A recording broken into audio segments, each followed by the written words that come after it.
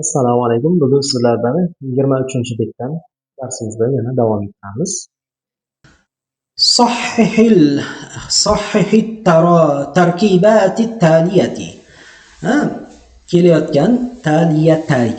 kelayotgan tarkiblarni to'g'rilang. Sahih degani sahih qiling, ya'ni to'g'rilang.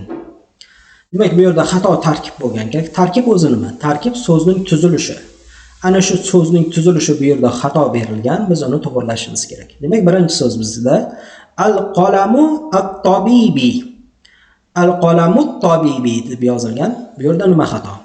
Bu yerda xato muzof alif lam olmaydi. Ya'ni qalam so'ziga alif lam qo'shilmaydi. At-talibida mana alif lam bor. Shunda alif lamni olib tashlab qalamu at-talibi desak gap to'g'ri bo'ladi. Shunda talabaning qalami bo'ladi. Bu yerda babus sayyaratu deyildi. Bu yerda nima xato? Mashina eshik bo'ldi.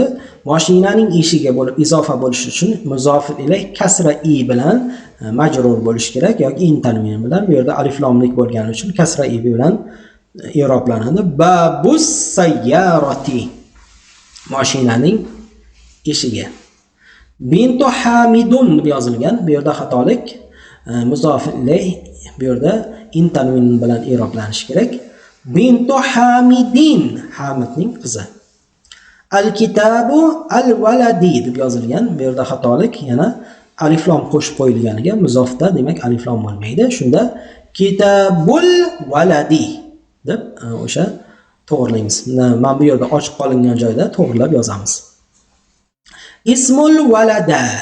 Ana bu yerda nima xato? Ism so'zi to'g'ri yozilgan. Vasiy hamzani yangi nafas boshlaganda o'qidik va mana kasra i'rob bilan o'qidik. Ismul waladi deb noto'g'ri yozilgan ekan. Biz buni waladi deyishimiz kerak. Sababi muzof ilayh kasra bilan i'roblanadi. Ibnun al-mudarrisi.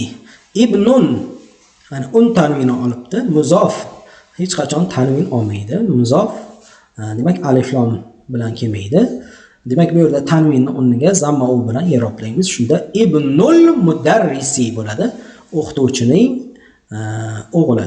Mana bu qoldirilgan ochiq joylarda bu gaplarni to'g'rilab yozib mashq qilamiz. Demak, iqro vaktub ma'a dabti awakhir al-kalimat. So'zlarni oxirlarini aniqlashlik bilan o'qing va yozing. Muhammadun so'ziga ya qo'shsak, ya Muhammadu zamma u bilan i'roblanadi. Ustazun so'ziga ya qo'shsak, ya ustazu, ey ustoz. Demak, mana zamma u bilan i'roblandi ikkalasi ham. Tanvin olmadi. Xolidun, ya Xolidu, waladun, ya waladu, ey Xolid, ey bola. Ya Aliyu, ya Abbasu, shayxun. Demak, ya nido harfi keltirilmaganda so'zga qo'shilmagan so'z un tanvini bilan i'roblanadi o'sha alif lomsiz holatda bo'lganda. Demak, ya shayxu, mana bunda xu deb zamma bilan i'robladik. Ya rajulu, ey kishi. Ya sirun, bu yerda ya so'zning tarkibiy qismi hisoblanadi, alohida so'z emas, yosir so'zi. Ya sirun. Ya ammaru, ya doktoru. Demak, bu yerda doktorun so'zining oldida ya yo'q ekan, shuning uchun doktorun deymiz. Bu yerda ya doktoru. Demak, mana shu yergacha o'rganganlarimizni o'qib, o'rganib, mashq qilib